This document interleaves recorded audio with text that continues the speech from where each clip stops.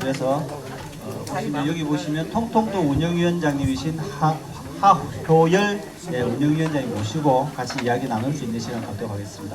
큰 박수로 모시겠습니다.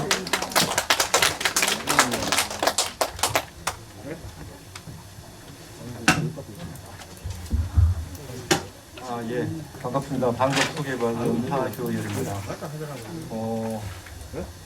저는 공공운수노조조합원입니다. 20년 전에 해고됐고요. 지금까지 해고자 생활했습니다. 제가 있던 데는 대한항공 조종사 노동조합입니다. 혹시 기억하실지 모르지만은 1999년, 2000년 이때의 대한항공 조종사들이 크게 파업을 했던 적이 있습니다. 과항에서 막 비행기 떨어지고 그럴 그때 제가 부위원장을 하고 있었는데요.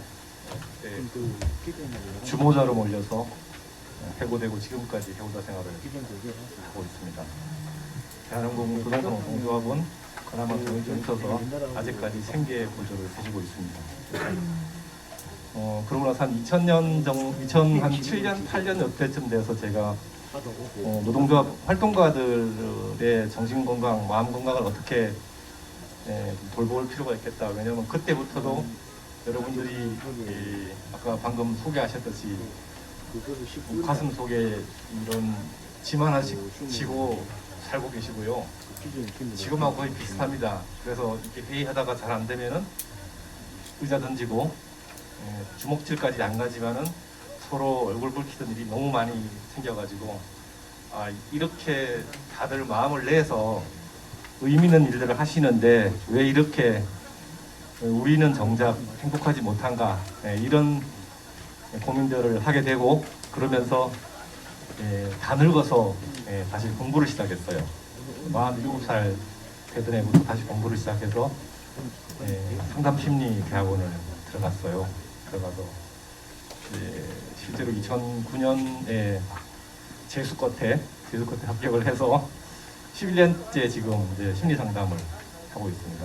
여기는 소개해드린 여기 보면은 사회활동가 노동자 심리치유 네트워크라는 데는 뭐 하는 데냐고 하면요.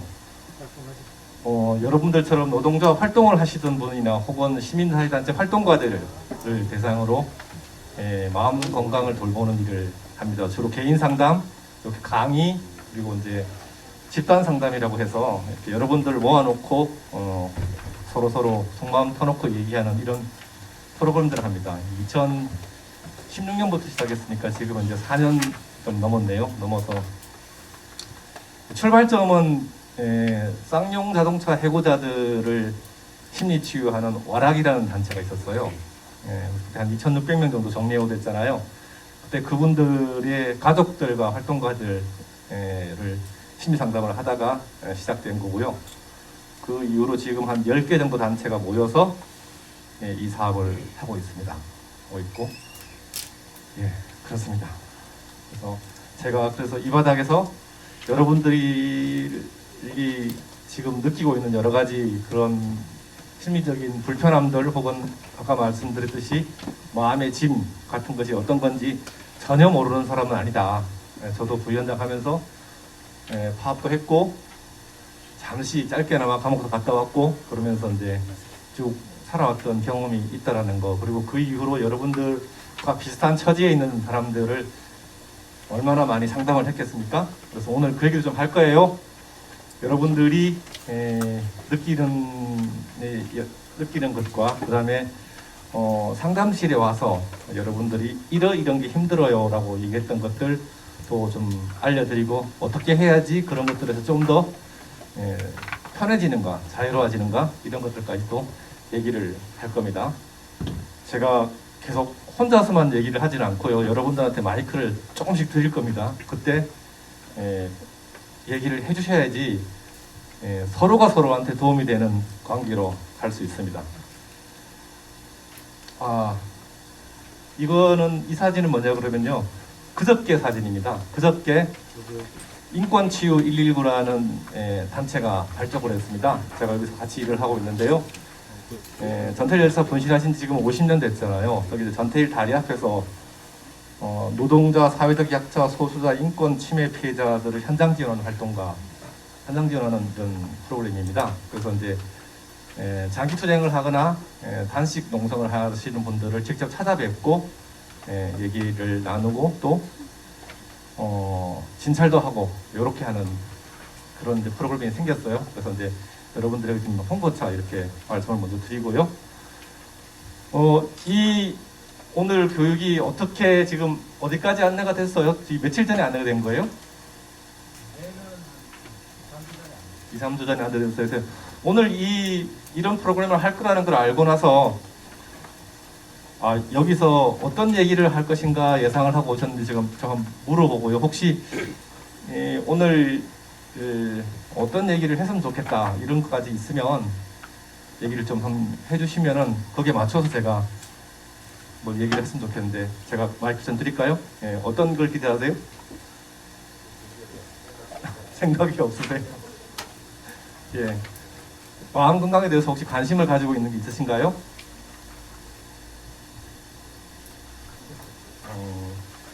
예. 이렇게 하면은 아무것도 못합니다. 다시 물어볼게요. 마이크가 좀 기니까. 예. 눈을 다 피하시는데.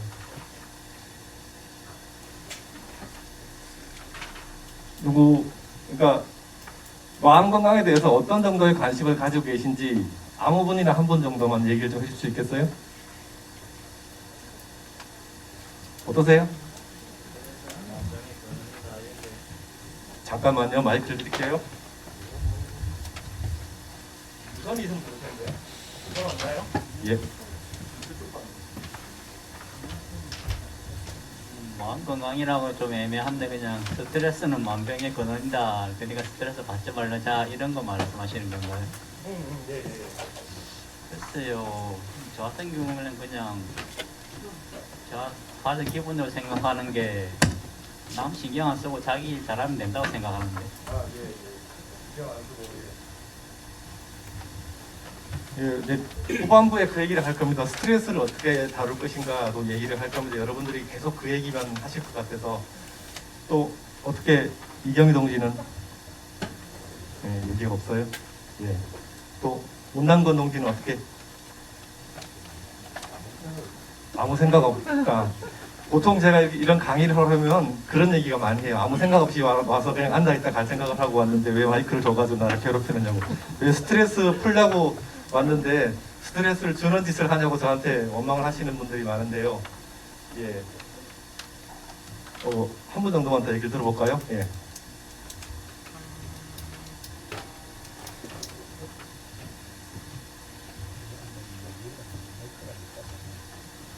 얘기를 안 들으면 제가 얘기를 못해요, 저도. 왜냐하면 그러면 계속 강의만 하면 재미가 없거든요. 어떻게 마음 건강에 대해서 어떤 생각을 하고 계세요?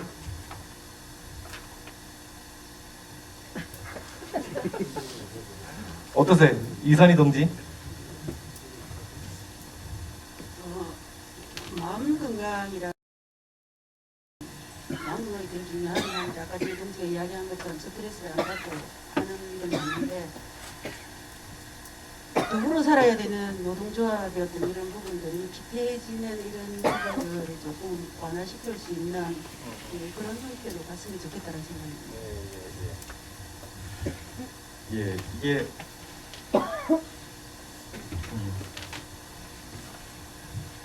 어떻게 스트레스를 해소할 것인가의 문제도 있고요. 또 어떻게 갔으면 좋겠다, 우리가 같이 어떻게 살았으면 좋겠다라는 생각들을 하시는 거죠. 지금 이렇게 한국에 살고 여러분들을 포함해서 한국에 살고 있는 사람들의 평균치가 이렇습니다. 평균치가 보면요, 4명 중에 1명 정도가 정신 건강 문제를 경험하고 있습니다. 공감이 되시죠? 그죠? 거기 끝 되시죠? 그죠? 4명 중에 1명 정도는 분명히 이런 문제를 가지고 있다. 그 다음에 서울 시민 1명 중 4명 중에 1명 정도는 극심한 외로움을 겪고 있다. 서울시 통계만 가지고 제가 이제 한 건데요. 20, 30대 4명 중 1명이 자살로 생을 마감합니다. 그러니까 20, 30대의 사망 원인 1위가 자살입니다. 굉장히 심각한 문제죠. 그런 문제인데 이게 이 사람들만 그런 게 아니라 굉장히 많은 분들이 똑같은 문제에 부딪히고 있는 거죠. 근데 왜 이렇게 힘들게 살면서 아무것도 즐기지 못하고 사는가라는 생각을 하게 되는데 이분은 누구냐고 하면요. 브로니 웨어라는 분은 그 호스피스입니다. 그러니까 생을 마감하시는 분들을 간호하시는 분인 거죠. 그러니까 이분들이 나이 드신 이제 1개월, 2개월 정도 남은 분들한테 가서 생의 마지막을 이제 같이 보내면서 그분들한테 질문을 했어요. 돌아가시기 전에 지금까지 삶을 되돌아봤을 때 가장 후회가 되는 게 뭐냐?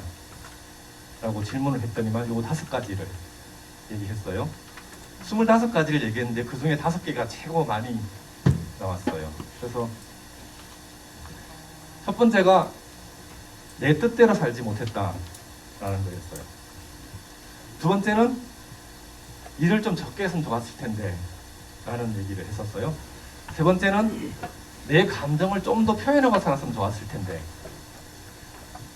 네 번째는 친구들을 좀 더 챙겼으면 좋았을 텐데. 다섯 번째는 도전하는 삶을 살았으면 좋았을 텐데 라는 얘기를 합니다. 이 모든 것이 맨 첫 번째에 주기하게 되어 있습니다. 내 뜻대로 좀 살았으면 좋았을 텐데 라는 건데요. 이 내 뜻대로 산다는 게 뭔지 조금 더 구체적으로 얘기한 게 요 밑에 겁니다.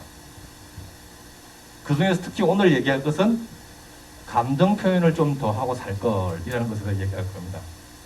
이게 뭐냐고 하면요. 그 마음이 건강해지는 거하고 몸이 건강해지는 거고 굉장히 비슷한 데가 많이 있습니다. 몸이 건강해지려면 어떻게 해야 돼요? 네. 마음이 편해야 되고 또 잘 먹어야 되고 잘 자야 되고 잘 쉬어야 되고 운동을 해야 되죠. 그죠? 몸에 뭔가 이게 병원에서 병이라고 진단하는 거는 내가 가지고 있는 장기 중의 일부나 혹은 근육이나 이런 데에 고장이 난 거잖아요. 마음이 고장나는 건 뭐냐고 하면요.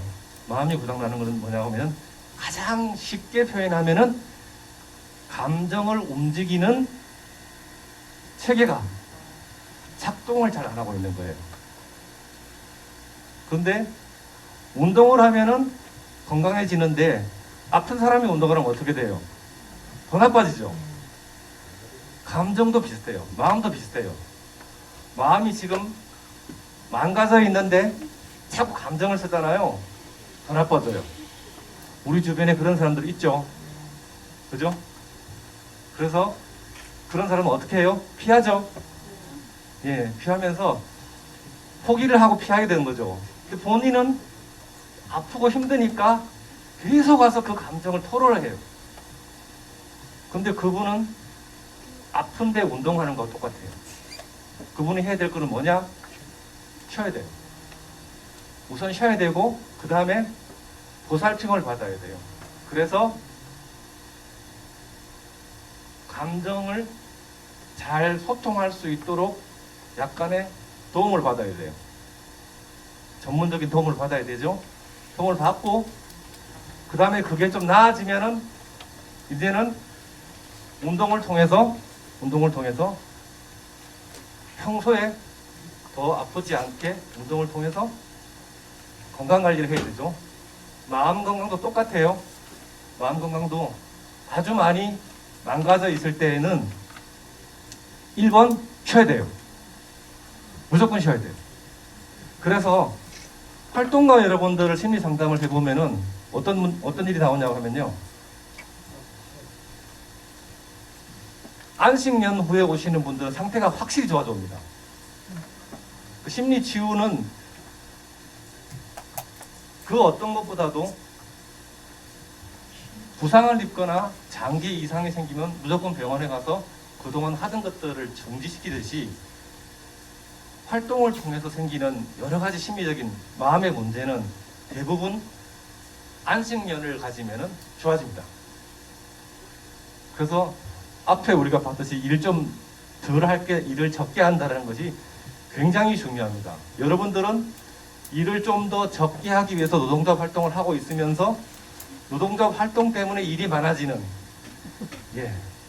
이상한 상태에 빠져 있는 분들입니다. 그래서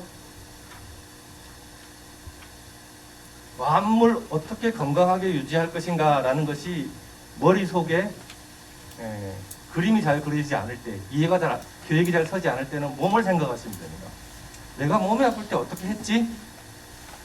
라고 생각을 해보시면 대부분 비슷합니다. 하지만 몸이 아픈 것과 마음이 아픈 것의 특성이 좀 다릅니다. 몸은 병원에 가서 약을 먹으면, 쉬면서 약을 먹으면 대부분 낫습니다.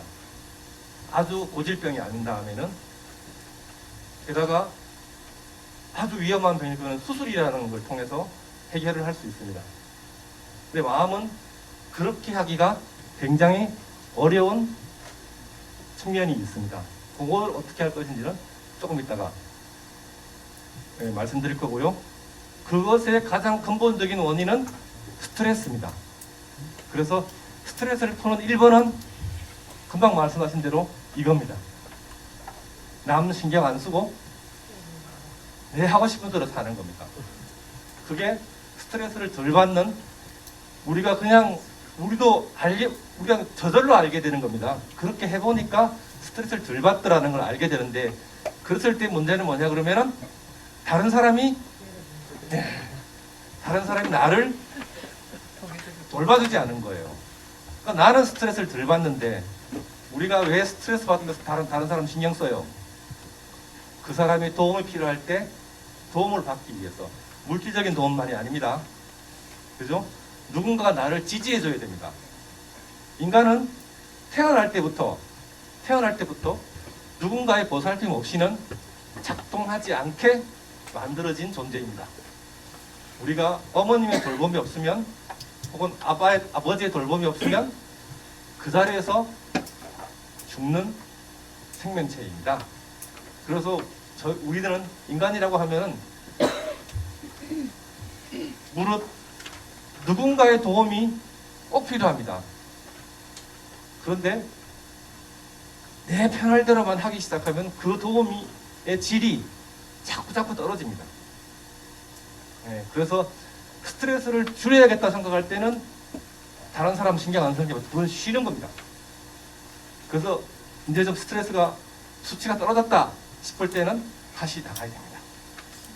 계속 안에만 있으면 그렇지 않을 겁니다. 아마 지금 노조 간부라고 하면 그럴 수가 없는 사람들입니다. 노조 활동가라고 하면은 스트레스가 만빵 다가올 때는 분명히 그렇게 하는 게 맞지만, 또 우리는 본능적으로 압니다. 요거 좀 내려가고 나면 나가야 된다는 거. 나가서 다른 사람들 귀를 기울이면서 가야 된다는 거. 그래서 제가 말씀드리고 싶은 것은 오늘 이제 강의를 통해서 꼭 말씀드리고 싶은 거 하나는 뭐냐 그러면요. 몸의 건강과 마찬가지로 마음의 건강도 절대적으로 해결된 상태는 없어요. 누가 가장 건강한 사람일까요? 몸을 예를 들어 볼게요. 누가 가장 건강한 사람이에요? 운동선수들이 가장 건강할까요? 그렇진 않죠, 그죠? 병 많죠, 그죠? 그러면은 몸이 건강한 거는 대체적으로 타고난 게 있어요, 그죠? 유전자를 잘 물려받아가지고, 저 같은 경우에는 키가 185예요. 목에서 타고난, 물려받은 거. 어머니가 키가 커요. 타고난 게 있고요. 그 다음에는 관리한 게 있어요, 제가. 그 다음에는 환경이 있어요. 제가 파주에서 왔거든요. 근데 정말 살기 좋은데요. 창원도 정말 살기 좋은 데거든요. 전국에서 굉장히 살기 좋은 데로 소문난 건데, 여기 사시는 분들은 다른 생각을 하시나? 어떤지 모르겠네요. 예. 그래서 누구도 내가 정말 건강하다라고 얘기할 수 있는 건 없다라는 거예요. 그때 놓여진 상황에 맞춰서 잘 적응적으로 반응하는 것이 가장 중요하다.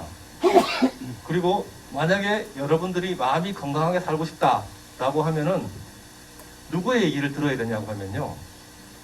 예를 들어서 몸을 어떻게 건강하게 살 것인가에 대해서 몸이 건강하게 살 것인가에 대한 얘기를 하는 사람이 있다고 합시다. 몸이 아주 타고나기를 건강하게 타고났고 운동도 잘하고 이런 사람들의 얘기 들으면 거의 도움이 안 됩니다. 그 사람들은 진짜 뭐가 하시는 줄을 모르는 사람들입니다. 그죠? 오히려 그것보다는 몸이 아팠다가 회복된 사람들의 얘기를 들어야 됩니다. 저도 마찬가지입니다. 저도 굉장히 많은 우여곡절 끝에 마음이 불편했던 경험을 가졌던 적이 있습니다. 그러다가 마음이 불편한 게 왜 이렇게 나한테 어떤 영향을 미치는가에 대해서 오랫동안 고민을 한 다음에 지금 이 자리까지 올 수 있었던 겁니다. 누구도 몸이 아프거나 마음이 아픈 것에서 자유로울 수 없어요. 하지만 어떻게 하는 것이 좋은가에 대해서는 모든 사람이 얘기할 수 있고, 오늘 제가 얘기하는 도중에 여러분들도 여러분들의 노하우를 다른 분들과 함께 공유하는 시간이 되었으면 좋겠습니다. 세상이 이렇죠? 이 그림 혹시 보신 적 있으세요? 예. 이게 이제 똑같은 이 상자를 밑에 놓고 이게 평등하다고 이제 우기는 사람들이 있고요. 이게 사실은 이렇게 해줘야 되죠, 그죠? 아이한테는 이렇게 상자를 2개 쌓아줘야 되는데 현실은 이렇죠. 현실이 이렇고요. 우리가 바라는 세상은 이런 세상이고 왜 이 펜스를 쳐놨냐는 거죠. 예. 그래서 여러분들이 지금 활동하고 있고 행동하고 있는 것들이 현실이 이렇게 이쪽으로 가자. 최소한 이 정도는 가고 우리가 정말 가야 되는 세상은 이런 거다.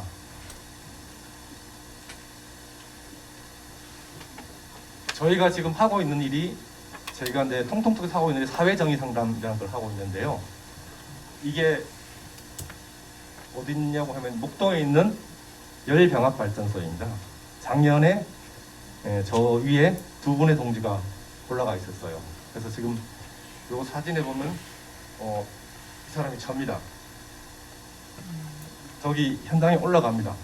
올라가서 이제 의사 2분하고 같이 올라갔거든요. 그러니까 한의사 1분, 양의사 1분. 올라가서 양의 선생님은 피를 뽑습니다. 혈액 검사를 해야 되니까요. 한의 선생님은 올라가서 침을 놓습니다.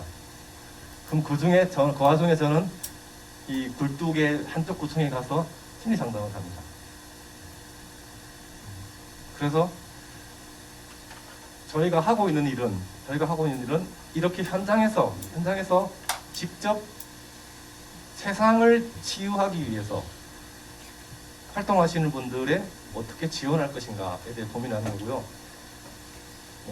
여러분들은 여러분들의 삶의 질이 높아지기 위해서, 여러분들의 삶이 나아지기 위해서 여러분들의 활동을 하고 계시지만, 여러분들은 여러분들의 삶의 질이 높아지는 것에 활동하는 것 자체가 세상의 삶의 질을 높이는 활동을 하고 있다라는 것은 기본적으로 가지고 계실 필요가 있습니다. 그래야지 여러분들이 삶의 의미를 알 수 있고 여러분들과 같이 같이 활동하시는 분들의 소중함을 다시 한번 느낄 수 있습니다.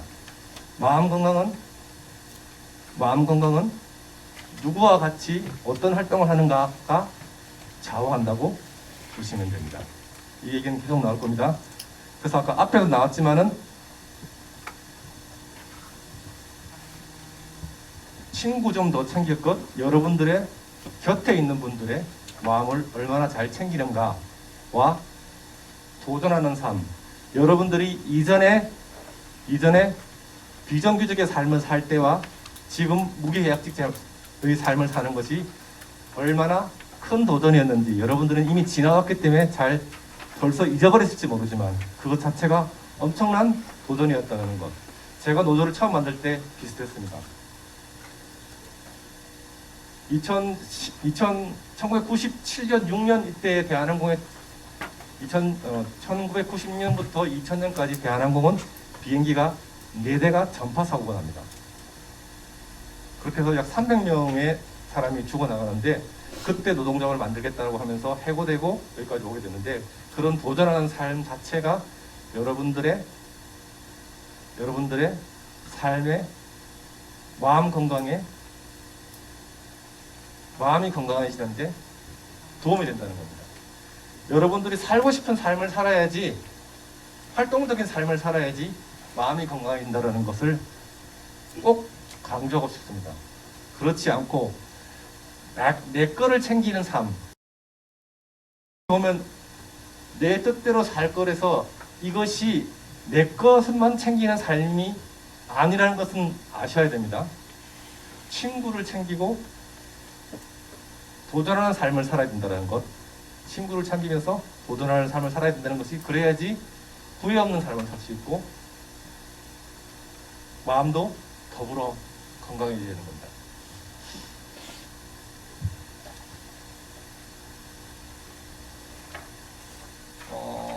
이게 이제 아까 제가 앞에 잠깐 말씀드렸던 그 노동조합 활동가들의 심리 검사 결과입니다. 이게 지금 한 1000명 넘는 활동가들을 지금 심리 검사를 해봤는데요.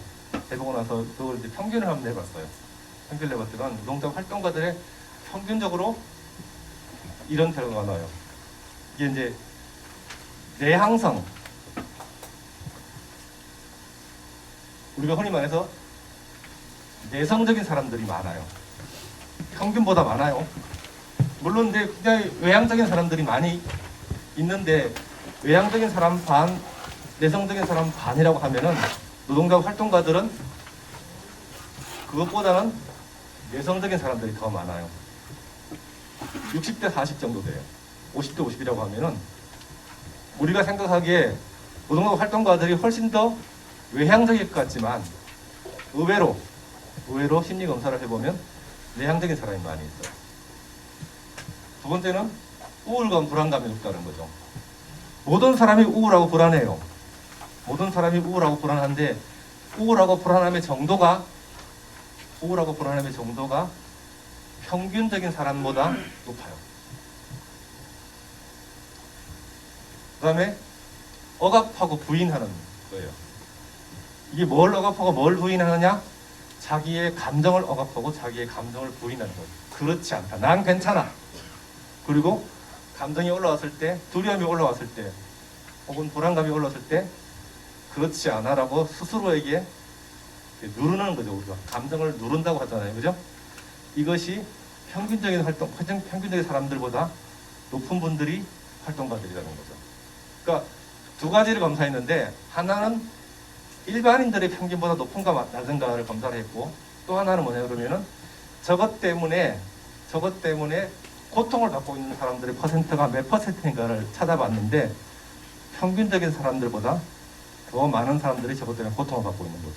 뒤집어 얘기하면 여러분 주위에서 저런 것 때문에 고통받는 사람들을 가끔 만날 수 있다는 거죠. 가끔 만날 수 있고 일반적인 사람들보다 더 자주 만날 수 있다는 거죠. 저것 때문에 다른 사람들과의 관계에서 삑사리가 나는 사람들이 조금 더 있다는 거예요. 활동가들 주변에는. 이해되시죠? 네. 실제로 그렇죠? 네. 예, 그렇습니다.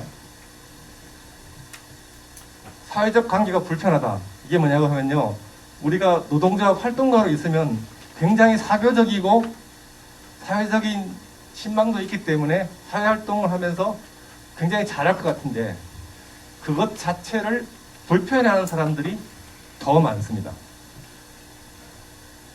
그러니까 억지로 한다는 느낌이 드는 거죠. 하지만 요 밑에 나오면서 보면 책임감이 굉장히 높아요. 그 책임감 때문에 그런 사회적인 불편감을 누르고 살고 있는 사람들이 많이 있다는 거예요. 그러니까 이거는 심리 검사 결과이기 때문에 어디 도망갈 데가 없어요. 여러분들이 직접 자성한 걸 가지고 평균을 내서 지금 알려드리는 거기 때문에 아니라고 해도 소용이 없고요. 그리고 행동 특성으로 보면 사회적 현실을 직시하시는 분들이에요.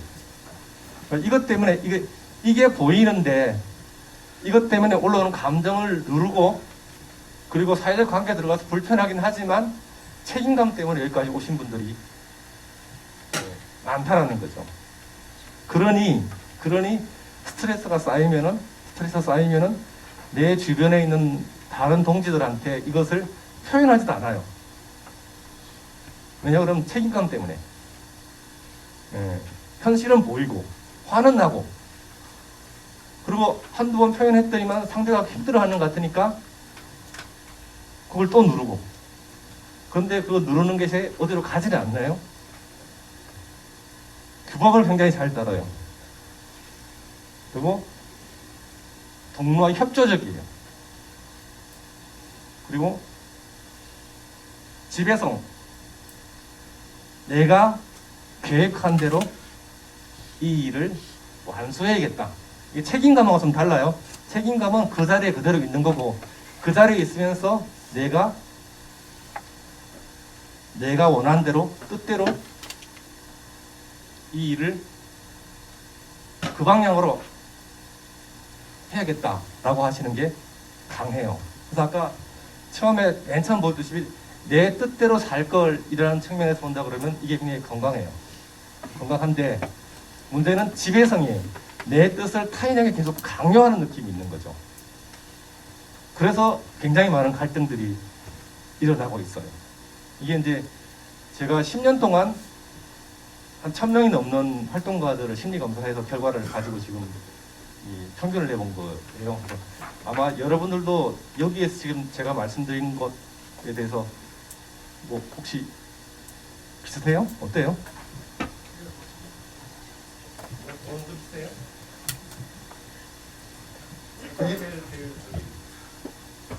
저도 한 6년 동안 정신과를 다녔습니다. 스트레스 때문에. 그냥 제 같은 경우는 그냥 뭐 좀 사는 게 좀 겁이 좀 많이 나서 일하는 것도 부담스럽고 그래서 좀 했었는데 근데 도망갈 수는 없다 아닙니까? 그래서 이제 부딪혀야 되겠다. 그래서 이제 지금 이 자리에 있는 것입니다. 근데 지금 책임감이라든지 지배성이라는 저는 단어가 저도 좀 문제점이 있다는 생각이 많이 듭니다. 제 스스로도. 그래서 저거 좀 어떻게 하면 같이 살 수 있는 방법이 없을까. 그래서 이제 그 방법 하나로 이제 선택한 게 봉사활동이고, 봉사활동하면서 마음이 아주 다른 방향으로 가더라고요. 이 한쪽만 생각하고 있으니까 봉사하고 있는 거하고 같이 하다 보니까 전혀 다르게 이제 또 앞으로 조금 나갈 수 있는 힘이 생기고. 그렇게 됐어요. 지금도 그걸 유지하고 있어요. 그러니까 이게 좀 봉사활동이라는 걸 통해서 좀 다른 길을 찾는 거죠. 예, 굉장히 괜찮은 방법인 것 같아요. 이게 이제 노동 활동가들 심리 검사 결과고요. 그래서 이제 그 오랫동안 이 과정을 한 10년 동안 하면서 결론적으로 내린 게 뭐냐고 하면요. 대부분 활동가들이 가지고 있는 어려움이 뭐냐면 마음에 대한 이해가 좀 부족하다라는 거예요. 오늘 제가 이 강의를 하는 이유가 이 마음에 대한 이해를 좀 높이기 위한, 이해를 공유하기 위한 거라고 보시면 되겠고요. 스트레스 대처 자원이 그렇게 많지 않다. 그러니까 아까 말씀하셨듯이 이렇게 그냥 내가 하고 싶은 것대로 가겠다라고 마음을 먹는 방법 외에는 별로 없다라는 거죠. 그 다음에 어쩔 수 없다고 받아들이는 게 굉장히 많아요. 이거는 노동자 간부들이라고 하면 숙명처럼 이렇게 살 수밖에 없어 라고 받아들이는 분이 굉장히 많이 있더라. 그래서 지금 말씀하신 것처럼 그렇게 다른 거를 찾는데 시간이 굉장히 걸리더라는 거죠. 빨리 가지 않고 처음엔 포기했다가 한참 동안 시간이 지난 다음에 이러다 내가 죽는 거 아닌가, 이러다 멘붕이 오는 거 아닌가 라고 느껴졌을 때 찾기 시작하더라고요. 그죠? 찾으시는 분은 그나마 활동을 계속하고 계시고 못 찾는 분들은 활동을 그만두더라 라는 게 지금까지 결과입니다. 이게 보면 이제 취미생활, 자기개발의 활동 빈도 이 2020년 통계 자료인데요. 일주일에 1회 이상이 55.3%예요. 우리 활동가들은 제가 통계를 안 내봤지만 여기에 일주일에 취미 활동 어느 정도 하세요? 없어요? 예. 어느 정도 하세요? 주 3회? 오, 예, 예. 이런, 어떤 거 하시는데요? 어떤 활동 하세요? 운동하세요? 예, 예. 일주일에 취미 활동 어느 정도 하세요? 예, 할 수가 없어요. 시간적 여유가 없어요. 그 평균을 내보면 여기에 턱없이 부족해요. 그래서 저희가 상담을 하러 가거나 혹은 심리검사 해석 상담을 가보면은 일주일에 취미 활동을 저렇게 3번 하시는 분은 정말 희귀하게 만나봅니다. 대부분 밤에도 활동을 하십니다. 저렇게 일주일에 3번씩 저희 취미 활동을 하시는 분들은 조직에서 왕따를 당합니다. 예. 그리고 이제 월 평균 지출 비용이 5만 원 미만, 뭐 이렇게 10만 원 안짝이 보통 이렇게 많이 있는데요. 자기 취미 활동을 위해서 돈을 쓰지 않습니다. 거의 안 씁니다. 그래서 취미 활동을 위하거나 자기 정신 마음 건강을 위해서 뭔가 일을 뭔가를 자기 자원을 이렇게 투여하시는 분들이 필요합니다. 그래서 여러분들에게 제가 말씀드리고 싶은 이런 분을 사귀셔야 됩니다. 이런 분을 옆에 두고 이분들이 하는 행동을 보면서 아 저렇게 해야 되는구나 라고 보고 따라 하셔야 됩니다. 왜냐 그러면 마음 건강을 돌보는 거에 대해서 노하우가 별로 없기 때문에 마음은 몸의 건강과 달리 몸의 건강은 건강한 사람이 옆에 있어도 아무 도움이 안 됩니다. 마음 건강은 건강한 사람이 옆에 있는 것 자체가 도움을 줍니다. 이게 마음 건강의 차이점입니다. 그래서 스트레스 받는 사람을 옆에 두면은 내가 그대로 스트레스 받습니다. 그래서 활기차고 에너지 넘치는 사람을 옆에 두면은 그게 그대로 전수됩니다. 뒤집어 이야기하면은 내가 그런 사람일 경우에는 내 옆에 있는 사람한테 그 기운을 그대로 전수해 줄 수 있습니다. 마음이 건강해지는 것은 핵심입니다. 이게 마음이 건강해지는 것은 내 스스로 다른 사람에게 즐거움을 전파하면은 그 사람이 기운을 얻어서 나에게 즐거운 기운을 되돌립니다. 즐거워서 웃는 게 아니라 웃어서 즐거운 세상을 만드는 겁니다. 마음을 건강하게 유지하는 건 아까 잠깐 앞에 말씀드렸지만 그렇게 마음이 망가진 경우는 좀 다릅니다. 그때는 억지로 하면 도움이 안 됩니다. 일차적으로 그분들은 쉬어야 되고요. 전문적인 도움을 받아야 되고요. 그 상태에서 평균에 도달했을 때에는 그냥 내가 활기차게 사는 과정에서 바로 옆에 있는 분한테 좋은 기운을 주고 그것이 되돌아오는 이런 선순환 구조를 만들어야지 마음이 건강해졌습니다. 저희가 마음에 대한 이해를 풍족한 이유가 사회 구조상의 문제도 있고 저희가 이렇게 할 수 있는 그런 여건적인 마련이 없지 않습니까? 지금 부각되는 사실 제가 대학 다닐 때만 해도 그 심리의 치료를 받는다면 정신병자로 취급받던 시대가 불과 몇 년 전이었어요. 지금 우후죽순으로 일어나는 심리 상담소도 많고요. 제가 어제도 학생을 때문에 좀 얘기를 한 적이 있었는데 나는 심리 상담을 받고 싶어 갔는데 정신병원으로 연결하면서 진단받은 게 애가 사춘기랑 우울증이 같이 하는데 정신병자로 애를 만들어버리는 그런 경우도 있고요. 이 사회 구조라든지 아니면 배워싸고 하시는 분들이 돌아가는 그런 특성도 사회적 양상 중에 하나인 것 같아요. 맞습니다. 예. 그래서 제일 문제가 뭐냐 그러면은 그 정신과 의사들 중에서 상담을 할 수 있는 사람이 우리는 정신과에 가면은 의사들이 상담을 해줄 거라 생각하잖아요. 실질적으로 10명 중에 9명은 상담을 못하는 애들입니다. 상담 공부를 안 하는 애들입니다. 약 처방을 하는 겁니다. 상담을 할 수 있는 사람은 상담사가 따로 고용해서 할 수 있는데 그분들은 그냥 사람이 오면은 환자로 취급을 합니다. 상담자들은 그렇지 않습니다. 정신과 의사와 상담자의 차이인데요. 그래서 그거는 말씀하신 대로 구조하고 숙제가 연결되어 있습니다. 제약회사의 이권하고 밀접한 관계가 있습니다. 상담소를 찾아갔는데 예. 제가 이게 손을 못 대겠다고 애를 정신병으로 연결시켜줘서 제가 너무 당황스러웠거든요. 예. 그래서 저는 아이가 사춘기고 우울증이 왔는데 정신병으로 이렇게 연결해줬다는 것 자체에서 그분의 자질에 대한 그분도 오늘 모 대학에 뭐 강사로도 활동하시고 좀 인지도가 있으신 분이 그렇게 했다는 거에 대해서 제가 충격을 어제 받았거든요. 예.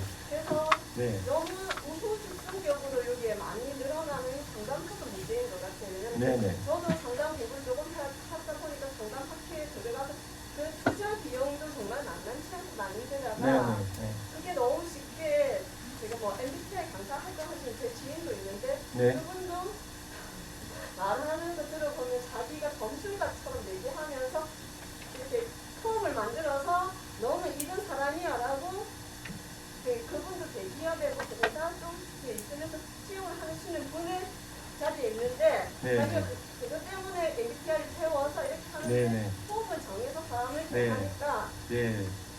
당황스러운 부분이 없지 않아요. 특히 이런 청소년과 네네. 성인과 40대와 50대 연령대별로 이게 상담하는 구조도 좀 다르고 또 받아들이는 사회적 역량이나 이런 부분이 다 고려가 되지 않은 상황에서 네. 상담을 한다는 그 자체에서도 저도 제의식이 있기 때문에 함부로는 하진 않지만 네. 이게 우리 사회 구조적인 이런 부분, 시스템 부분, 아니면 학교적인 부분 이런 부분이 네. 융합되어서 나타나는 부분 너무 그러니까 상담 같은 경우도 이 경제적인 부분과 연결이 안 될 수는 없는 부분이죠. 네, 맞습니다. 그래서 이런 억압과 경제 부분에서 우리가 자유롭게 가서 이렇게 표출할 수 있는 부분이 다른 여건상으로 마련되어 있지 않은 부분이죠. 네, 맞습니다.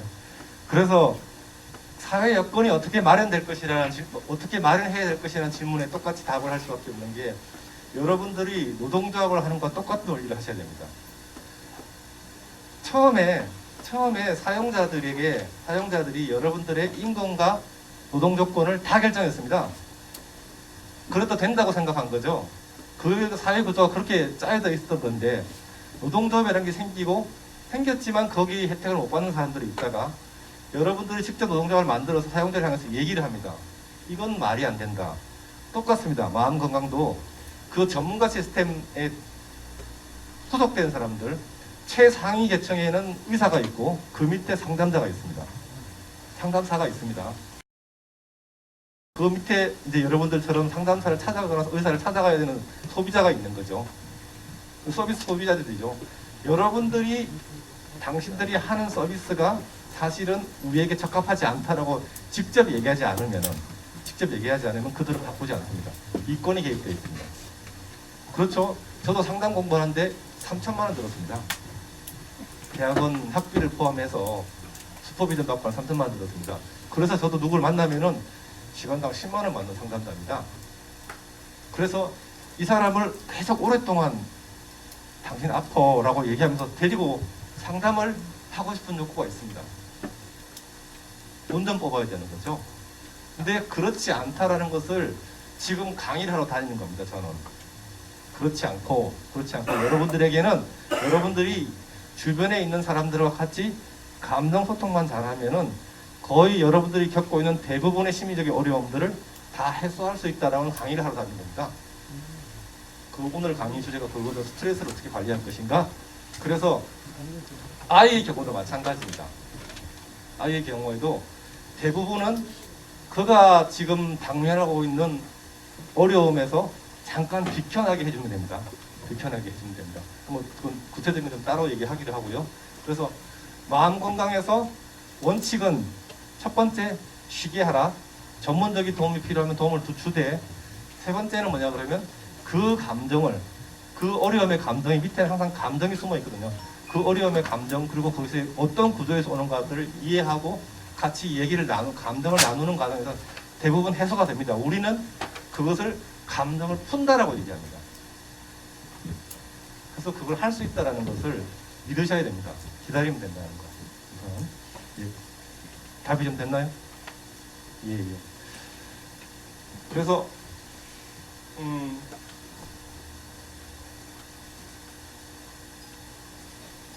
이제 다시 스트레스로 넘어가 보면요.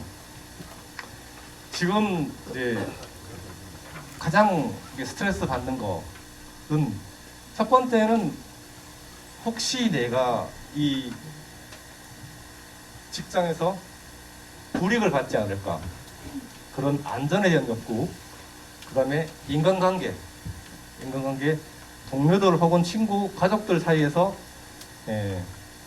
소외되지 않을까 하는 그런 걱정, 그 다음에 사회적 관계, 지금 혹시라도 그 내가 원하지 않은 정치 세력들이 세상을 흩어놓지 않을까, 코로나19처럼 이런 이상한 팬데믹 상황이 벌어져서 내 주변을 이렇게 친구들도 못 만나게 하는 이런 상황이 오지 않을까, 이런 여러 가지 것들 때문에 우리가 스트레스를 받고 있거든요. 그래서 이러한 것들에서 스트레스를 받고 있다는 거. 그래서 지금 제가 포스트잇을 하나 나눠드릴 건데요. 여기에다가 각자가 지금 가장 크게 느껴지는 불편감, 이 뭔지를 잠깐 써주시면 좋겠어요. 써주셔가지고 그 얘기를 같이 하면서 진행하도록 할게요.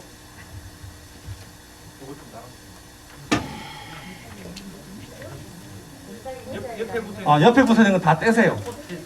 어차피 뭐 떼셔가지고 각자 개인당 2가지 정도를 적어서 여기 앞으로 나오세요. 나와가지고 단상에 쭉 붙여주세요. 이렇게 2가지 쓰셔가지고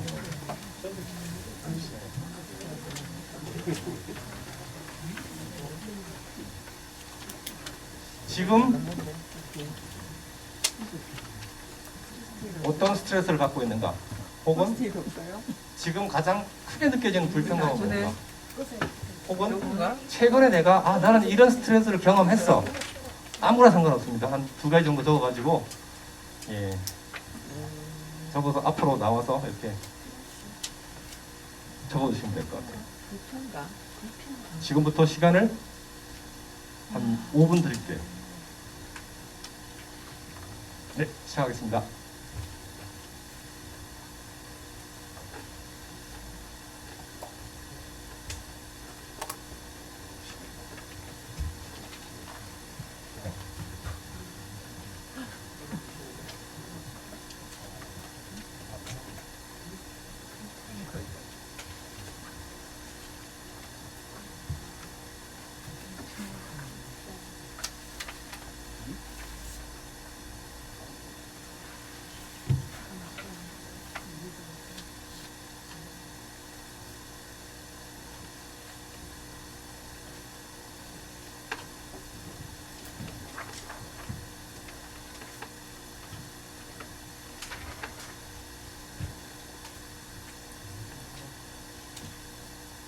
다 적으신 분들은 앞으로 나와서 이렇게 붙여주세요. 단상에다가. 좀 제가 알 수 있게 조금만 구체적으로 써주세요.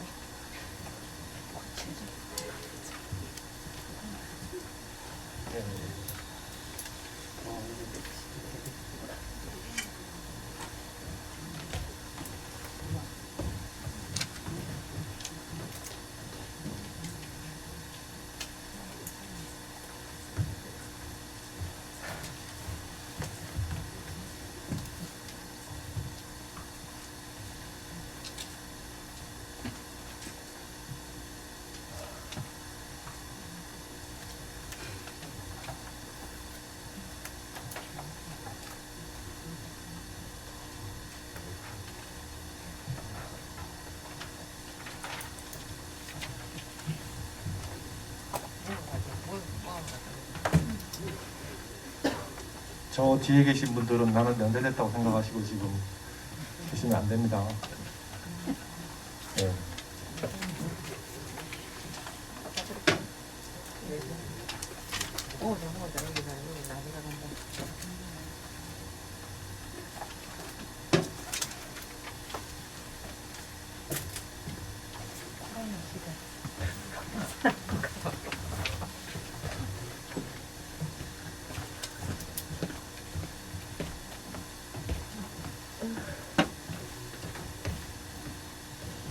다 쓰시고 앞으로 좀 내주세요.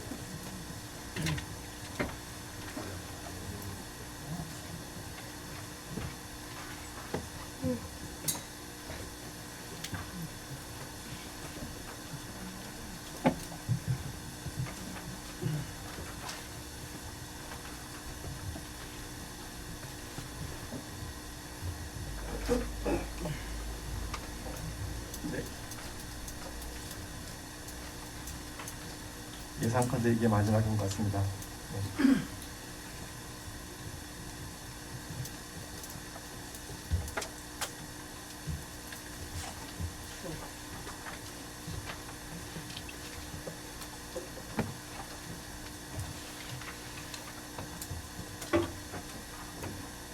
예. 이분의 가장 큰 스트레스는 뱃살입니다. 너무 공감이 됩니다. 우리 모두의 스트레스. 이 스트레스의 결과이기도 하고 스트레스를 주는 원인이기도 합니다.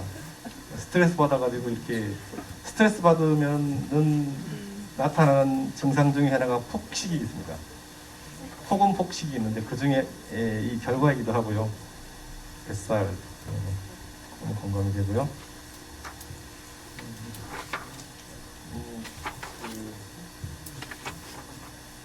이 진심을 몰라주고 이기심에서 사람들을 선동하고 비방한다. 예. 이게 사실은 엄청난 스트레스입니다. 이것처럼 큰 스트레스, 인간관계에서 이 상황에 들어가는 것만큼 힘든 게 없습니다. 그래서 왜냐 그러면요, 이게 요거 반대로 하면은 여러분들은 굉장히 건강하게 사시는 겁니다. 반대 상황에서 내 진심을 누군가 알아주는 사람이 한 사람만 있어도 세상은 살만해집니다. 그런데 그 반대가 되는 순간 그 사람의 삶은 거의 지옥 옆이라고 보면 됩니다. 이제 진심을 몰라주는 사람이 한 사람이라도 있으면은 내 에너지를 다 빨아먹습니다. 그 사람. 왜냐면 나는 그 사람에게 계속 내 진심을 알리고 싶은데 알리면 알릴수록 내 에너지는 더 들어가고 그 에너지에서 내가 에너지를 들이면 그만큼 뭔가 받아서 되돌아오는 게 있어야 되는데 되돌아오는 게 나쁜 기운이 돌아옵니다. 내 진심을 오히려 왜곡하기 때문에. 그래서 이런 분들하고는 일단은 첫 번째로는 그 진심을 알리려고 노력하지 않는 게 우선 저는 권하고 싶습니다. 아주 가까운 사이여서 그분 없이는 못 살겠다 싶으면 좀 다른 거지만 그렇지 않다라고 하면은 이 노력을 하지 않는 게 1차적으로 이게 쉬는 겁니다. 1차적으로 거리를 두면서 좀 쉬는 과정이 필요합니다. 쉬는 과정을 거친 다음에 내가 왜 이렇게 이 사람에게 내 진심을 알리고 싶은가라는 것들에 대해서 좀 답을 정리할 필요가 있습니다. 그렇지 않고 이걸 계속 내 에너지를 퍼서 그분에게 쏟기 시작하면은 정말 힘듭니다. 이거는. 특히 가족 관계에서는 더 그렇습니다. 가족 관계에서는 사실 그러시군요.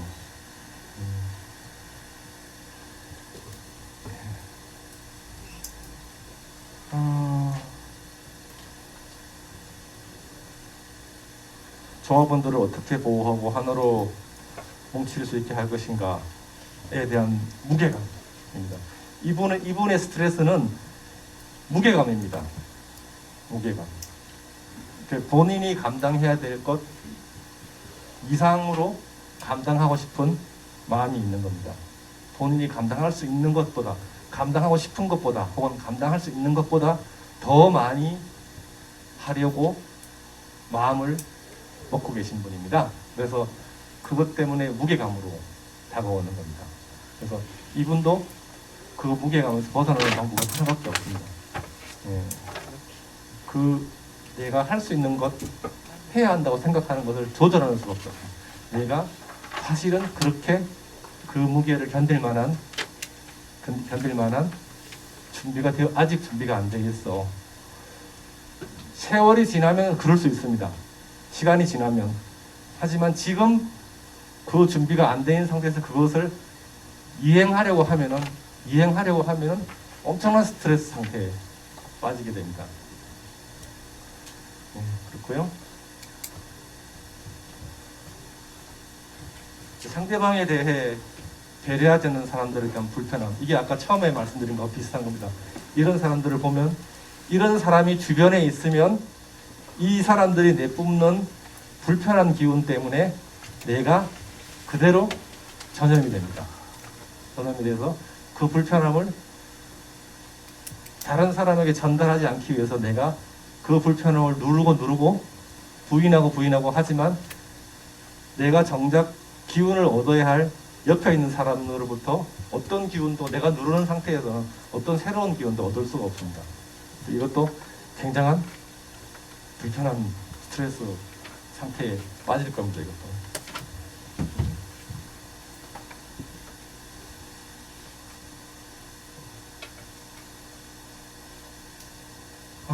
이유가 없진 않지만 직장 동료 중 한 사람의 모든 게 미워요. 매일 반성하고 안 그래야지 하면서도 막상 얼굴과 목소리를 들으면 마음이 틀어지고 화나고 그래. 네? 네. 이런 사람 있죠? 네. 네. 서로가 서로에게 손가락질을 주고 네가 그 사람 아니야 라고 생각할지 모르지만 정말 제가 이 몸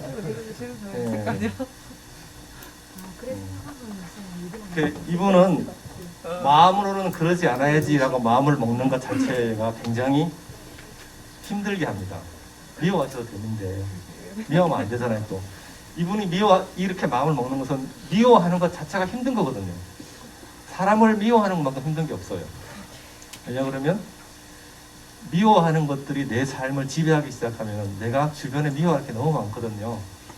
그래서 미워하는 내 감정을 다른 사람이 금방 알아보고 정작 나에게 줘야 될 보살핌을 주지 않고 이렇게 탁 거리를 차단합니다.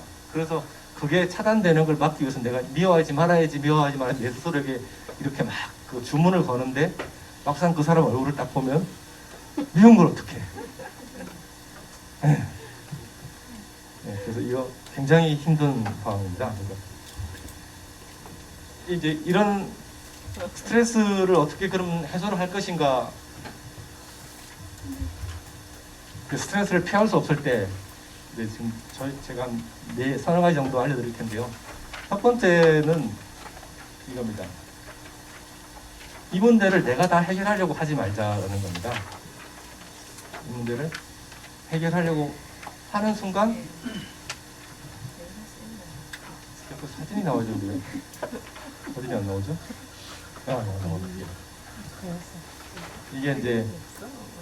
이게 어떤 사람인지 아시겠죠? 예, 콩을 이렇게 줄을 다 세워야 되는 사람이 있어요.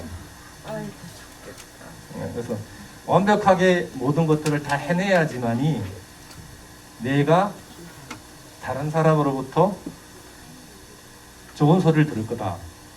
내가 누군가를 미워하지 않아야지 내가 좋은 소리 들을 거다. 좋은 사람으로 인정받을 거다라는 생각에서 벗어나셔야 돼요. 그냥 된다. 조금 미워야 된다. 이건 어쩔 수 없는 거야. 이유를 모르겠지만 계속 미운 거야. 미운데 그냥 조금만 미워하자 그냥. 그리고 조금 미워하고 나면은 대놓고 좀 미워하고 나면 그 다음부터는 오히려 마음이 풀려요. 근데 미워해서는 안 돼 라고 하는 순간 그 마음에서 벗어날 수가 없는 거예요. 코끼리를 생각하지 마 라고 하면 코끼리를 생각 안 하는 사람이 있어요? 다 생각하죠. 똑같아요. 미워하지 말아야지 그냥 미워하세요. 조금만 미워하고 난 조금 미워할 권리가 있어. 하지만 너무 미워하면 내가 그 미움의 파장 속에 들어가서 내 삶이 괴로워지니까 그렇게는 하지 않고 그냥 조금만 미워하고 잊어버리세요. 그 일을. 거기서 빠져나가는 거예요. 그래서 조금의 어떤 결함도 혹은 어긋남도 없이 이 일을 깔끔하게 처리하고 싶은 마음이 모든 인간한테 있는데 거기에서 살짝만 벗어나오면은 조금만 미워하고 그리고 야 내가 미워하네? 당연하지.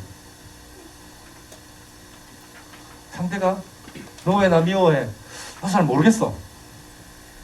그렇게 가는 게 필요하다는 거죠.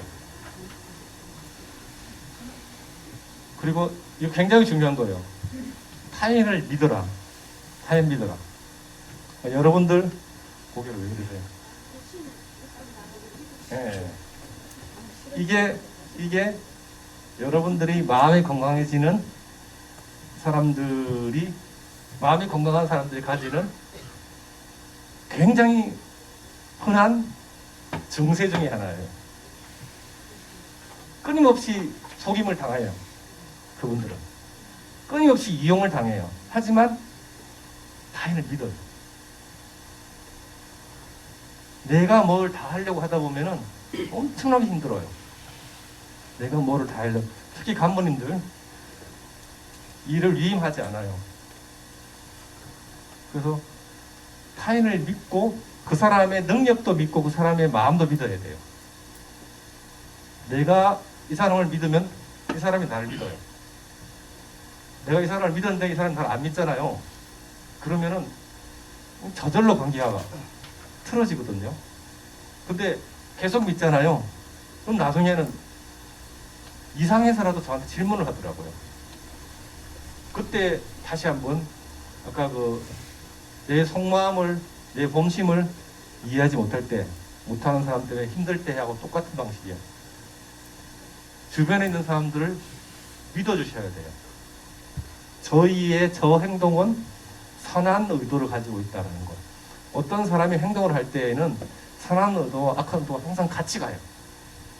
자기 욕심, 이기심 때문에, 이기심이 바탕이 돼서 하는 행동과 그래도 우리가 같이 잘 살아보자고 하는 그 마음이 늘 같이 가는데 내가 보기에는 저게 이기심이 더 커 보이는 거예요. 내가 보기엔 7이야, 이기심이. 가치가 3이야. 그때 우리는 너 왜 7이야? 라고 얘기하면은 관계 끊자는 얘기입니다. 3이나 있네. 어떻게 그렇게 기특한 생각을 했어? 라고 해주면 3이 4가 됩니다. 그래서 그 사람이 실제로 3에서 4로 가게 하는 방법은 그 방법밖에 없다는 거예요.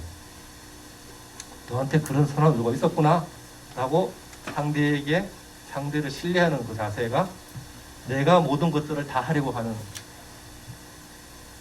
자세에서 벗어나서 실질적으로 그의 도움을 얻을 수 있는 방법이라는 것. 여러분들이 지금 주변에 있는 분들을 맞아, 여기 온 것 자체가, 와서 이 교육을 받고 있다는 것 자체가 여러분들은 충분히 서로가 서로를 신뢰할 만한 존재로 받아들이셔야 돼요. 하지만 난 알아, 저 사람이 평소에 얼마나 이기적인 행동을 하는지. 맞아요, 그 사람이 이기적인 게 8이라고 칩시다. 하지만 나머지 이는 여기 와서 이 교육을 받을 만큼 우리 공동체를 생각하고 있다는 것에 대해서 가서 얘기를 해주고 그 의사를 표시해줘야 돼요. 그래도 도망한 거 여기 잘 오셨는데 이런 생각이 드셔야 된다는 거죠. 그리고 그걸 갖다가 이거 어쩌면 그렇게 도망도 안 가서 일로 오셨어요? 이렇게 얘기하면 안 되죠, 그죠? 와줘서 너무 반갑다고, 오랜만에 만나서 너무 기분 좋고, 어떻게 지냈냐고, 그동안 우리 전체를 위해서 혹은 노동자를 위해서 활동하시느라고 힘들지 않았어요? 라고 질문해 주는 거죠. 그게 일을 키우는 거예요. 이가 3이 되도록 키우는 거예요. 그래서 어떻게 2밖에 안 되는 사람을 내가 신뢰할 수 있어? 최소한 5는 넘어야지. 5를 넘기는 방법이 2를 인정해주고 2가 3이 되고 3이 4가 되고 4가 5가 되는 거예요. 그런데 여기 와서 같이 교육을 받는다는 것 자체에 대해서 저 사람은 정말 신뢰할 만한 사람이구나 라는 마음이 여러분들 마음속에 생기면은 스트레스가 줄어들어요. 왜냐 그러면 그가 해야 될 것들을 내가 해야 된다 생각하는 순간 내 스트레스 쌓이거든요. 그래서 현실적인 기준을 정하고 자신이 부족한 부분을 수용하자.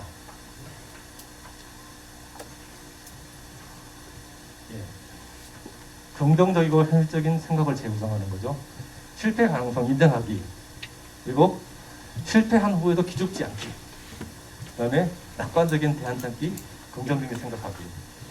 우리가 감정을 얘기를 할 때에 생각과 무관한 게 아니고 늘 생각과 같이 갑니다. 감정이 먼저 생기고 그 다음에 생각이 생겼는데, 그래서 생각은 늘 감정을 끼고 가게 돼 있어요. 그래서 내가 생각을 바꾸면 감정도 바뀌어요. 그래서 내가 긍정적인 대안을 찾을 수가 있다 그러면 여러분들이 그 부정적인 감정에서 빠져나올 수 있어요. 그래서 긍정적이고 현실적인 생각을 재구성한다. 스트레스라는 것은 내가 이 감정에서 벗어날 수 없을 것이다 라고 내 스스로 결론을 내리는 경우예요. 그런데 빠져나올 것이 있고 빠져나갈 수 있어 라고 생각만 해도 스트레스는 굉장히 많이 줄어들게 돼 있어요. 감정에 치우치지 않기, 자신만이 만든 상상에서 탈출하고 부정적인 감정에서 탈출하고 긍정적인 자기 이미지 상태에서 반응 방식 바꾸기. 이게 이제 감정의 그 스트레스 상태의 그 침울하고 우울하고 불안한 감정에서 빠져나올 수 있도록 빨리빨리 나오셔야 되는데, 이게 자신이 만든 상상에서 탈출하고, 이 사람 지금 머릿속에 무슨 생각을 하고 있겠어요? 내일 회사 가서 벌어질 일이 혹은 내일 일어날 일에 대해서 상상을 하고 있는 거죠. 근데 실제로 일이 벌어질 때는 그렇게 벌어지지 않을 가능성도 있어요. 그래서 상상에 너무 치우치지 말라는 거예요. 감정 드러내기, 그런 감정을 주변 사람들한테 드러내주는 것이 그 감정에서 빠져나오는데 굉장히 도움이 돼요. 그런 면에서는 감정을 잘 드러내는 사람들이 감정을 드러내지 못하는 사람들에 비해서 스트레스를 빨리 벗어날 수 있어요. 근데 감정을 드러내려고 하면은 상대에 대한 신뢰가 있어야 돼요. 그래서 내가 누군가가 나의 감정을 이렇게 호소할 때 내가 들어주는 과정을 미리 겪으셔야 돼요. 이거는 뭐 아까 말씀드렸잖아요, 그죠? 어떤 경우에도 웃기만 하면은, 코미디를 보면 스트레스가 해소돼요. 웃는다는 행위 자체가 스트레스 상황이 해소되지 않았음에도 불구하고 웃기만 하면은 그냥 스트레스는 경감이 돼요.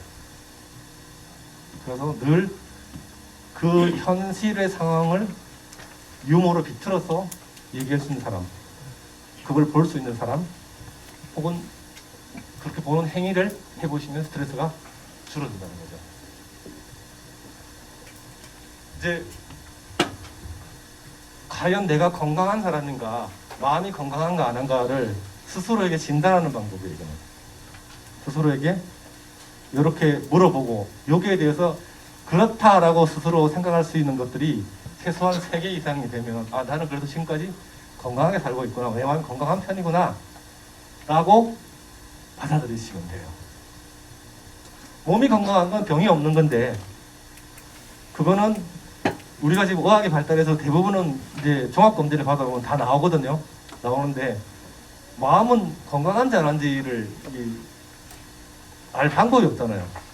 그래서 요 5가지 이 기준을 가지고 여러분들이 지금 마음속으로 한번 체크를 해서 나는 어떤 사람인가?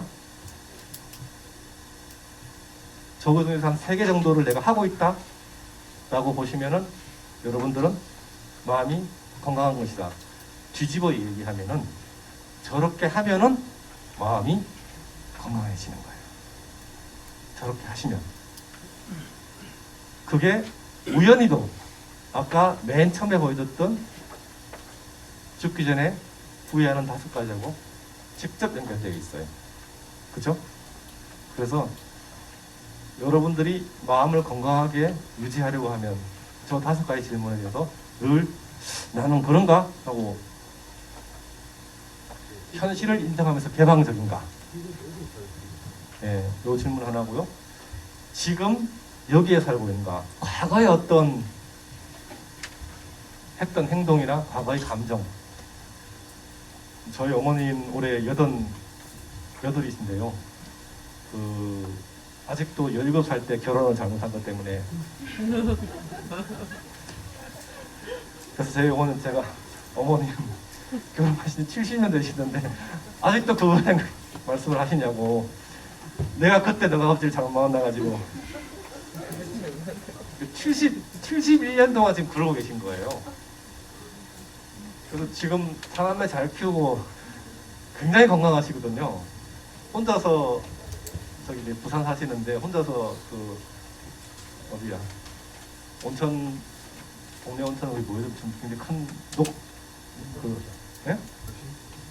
허심청 예. 사익동 사시는데 허심청까지 버스 타고 왔다 갔다 하면서 싸움 하시고 일주일에 3번 왔다 갔다 하세요. 굉장히 건강하시고 아들 딸들 잘 살고 있는데 아직도 그 이제 내가 너 아버지를 잘못 만나가지고 그 얘기를 하시거든요. 그러니까 다른 일 하실 때는 굉장히 건강하신데 아버지 생각만 하시면 아버지 돌아가신 지 지금 7년 됐어요. 남편 생각은 여전히 불행한 거예요. 지금을 살지 못하는 거죠.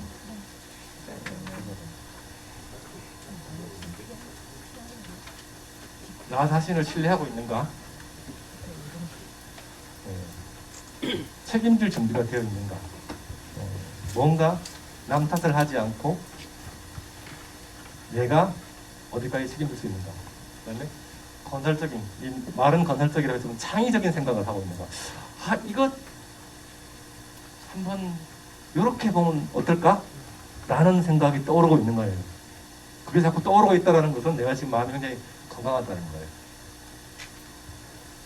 그래서 이런 것들을 한번 마음속으로 이렇게 되새겨 보면서 내가 마음이 건강해지려고 그러면 내 감정들을 주변에 있는 사람들하고 소통해야 되고, 그리고 주변 사람들의 나한테 다가올 때에 내가 차단하지 않고 그 얘기를 들어주고, 그러면서 내가 그렇게 쭉 하다 보면 사람이 이런 상태가 되어 있어요.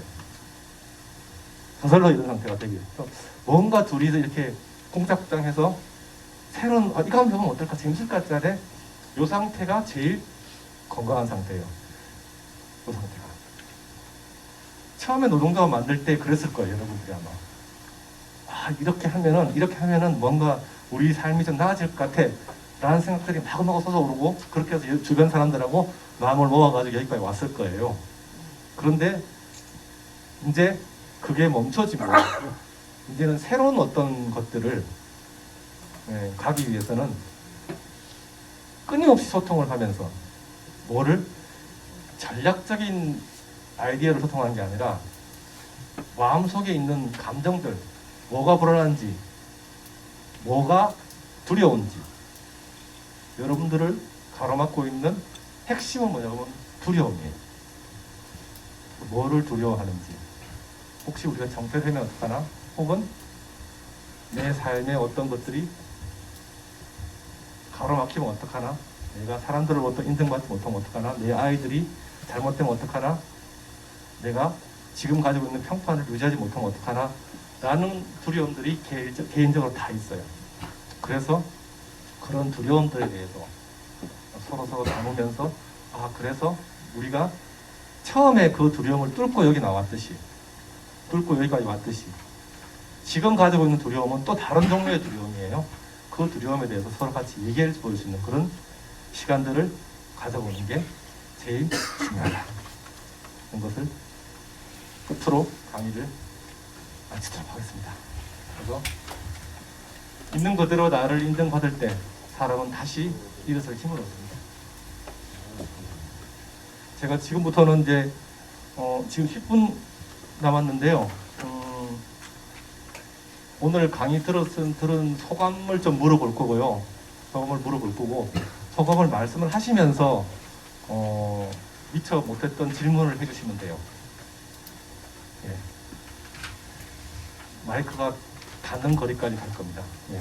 어떠셨어요? 오늘 얘기를 들으면서. 앞에 계신 분부터 할게요.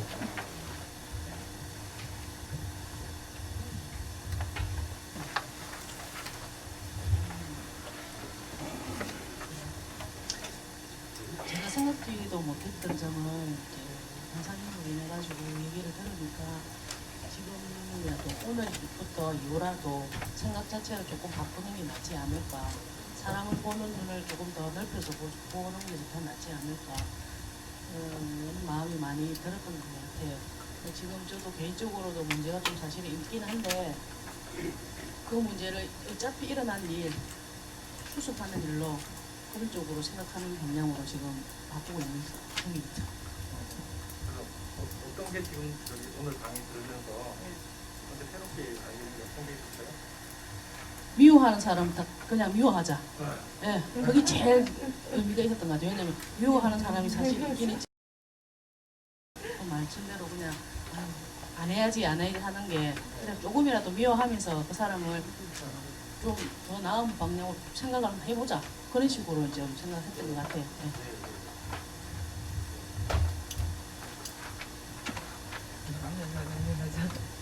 네, 오늘 정신 건강이나 마음의 건강에 대해서 강의를 들었는데요.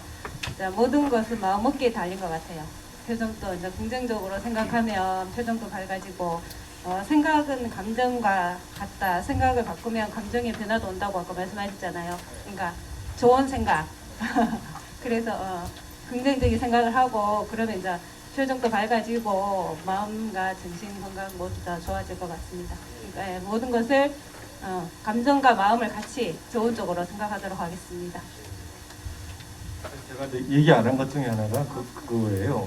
그러니까 이제 우리가 뭔가 생각을 할 때에 꼭 감정을 이렇게 넣고 생각하라는 거예요.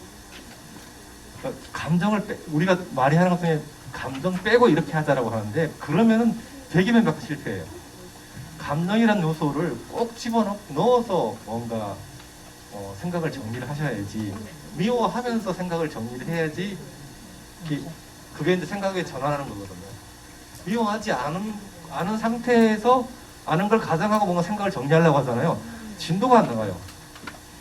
그냥 미워하는 것 꼭 집어넣고 그 다음에 자기 요인 내가 이 사람을 미워하지만 같이 가야 된다 라고 할 때는 어떻게 할까?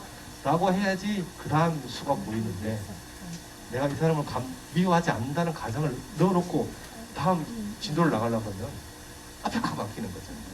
하기 싫거든. 실제로 미워하는데. 그렇잖아요. 그죠? 네, 그래서 꼭 감정을 집어넣고 하잖아요. 지금 말씀이 굉장히 중요한 얘기인데요. 감정을 내가 생각하는데 감정 꼭 집어넣고 하자. 네, 라는 거를 네, 또 가볼게요. 자, 맞습니다.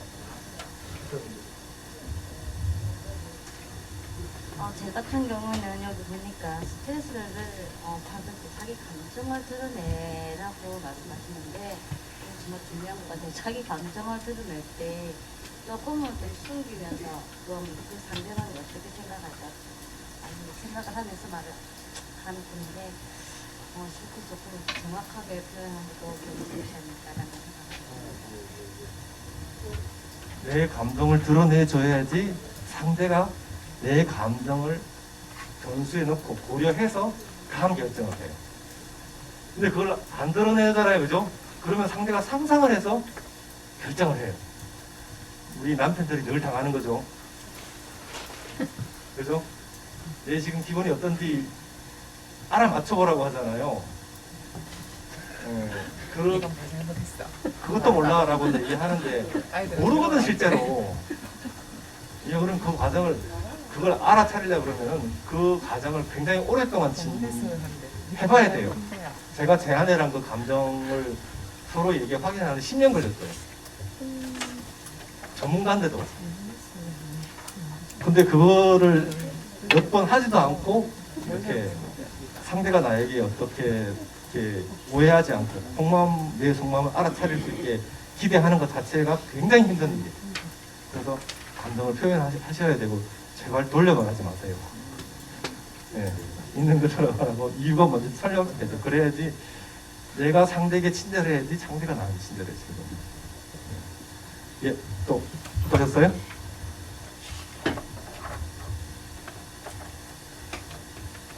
현실을 인정하면 내 마음이 건강해질 수 있다는 걸 다시 한번 느꼈습니다. 생각나는 게 있었어요? 그 얘기 들으면서? 사람한테 치인다든지 그때 생각을 좀 달리 했습니다. 부정적인 생각보다 긍정적인 생각 쪽으로 할 수 있었으면 스트레스 안 받을 것 같습니다. 아까 제가 잠깐 설명드렸잖아요, 그죠? 2대8, 부정적인 생각이 8이고 긍정적인 부분이 2라고 하면 2를 꼭 강조해 주셔야지. 그래야지 그 상대나 자기가 2에서 3으로 3에서 4로 갈 수 있다는 거 한 번만 더 들어볼까요? 예. 김효진 공지. 사람을 미워하는 만큼 힘든 일 없다는 걸 다시 한번 느끼게 되었고, 아 그래요? 예, 미워하지 말고, 미워하다니까. 야 미워하고 예. 예, 마음에 짐을 담아두지 말고 살아야겠다. 그리고 이 정신 건강이 얼마나 중요한지를 알게 되었습니다. 왜 힘든지, 미워하면서 내가 얼마나 힘든지를 상대에게 얘기해주면 도움이 많이 돼요.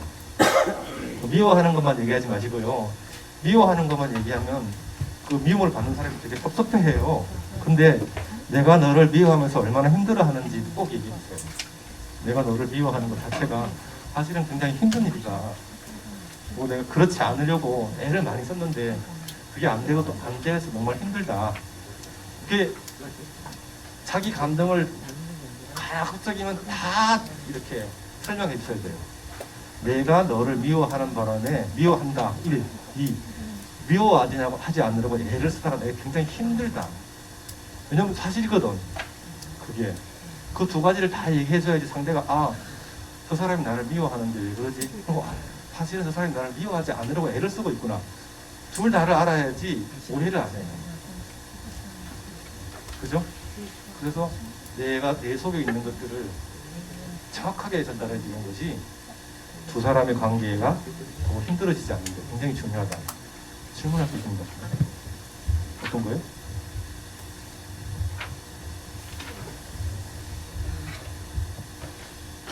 저는 개인적인 문제는 웬만하면 저렇게 스스로 이렇게 풀어오고 이렇게 커버가 됐는데요.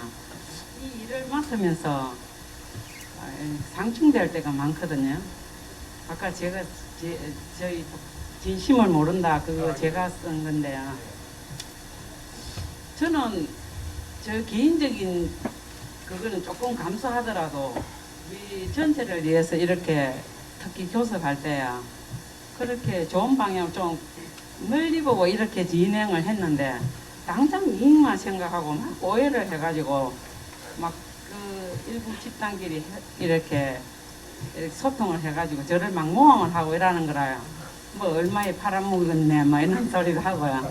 그래서 제가 엄청 열을 하고 그런데 도저히 견딜 수가 없어 정면 돌파를 했거든요. 사람들 앞에서 그냥 완전히 비비스비거든요. 그렇게 뭐 어쩔 수가 없더라고요. 그래 안 하면 제가 도저히 견딜 수가 없고 너무 억울하고 보내가지고 이때까지 한 것도 있고 그래가지고 했더니 이제 대부분 몇 사람 직접 관련 있는 사람들은 뭐 그래도 반성 안 해요. 자기들이 옳다고 생각하고 근데 대중은 알아줘서 스스로 그렇게 해가지고 좀 이미지는 좀 뭐 그렇더라도 바로 그 정면 돌파를 하니까 해소가 됐거든요. 그래서 그 방법을 개인적인 일에는 뭐 웬만하면 그러는데 그런 방법을 쓰고 두 번 썼는데요. 완전히 그냥 완전 치유가 돼버려 그 자리였어요. 그럼 집에 오고 밥도 잘 먹고 잠도 잘 자고 이렇거든요. 그러니까 계속 그 일을 쓰고 있습니다. 그 방법이 맞는지 저만 좋으면 되는가 모르겠습니다.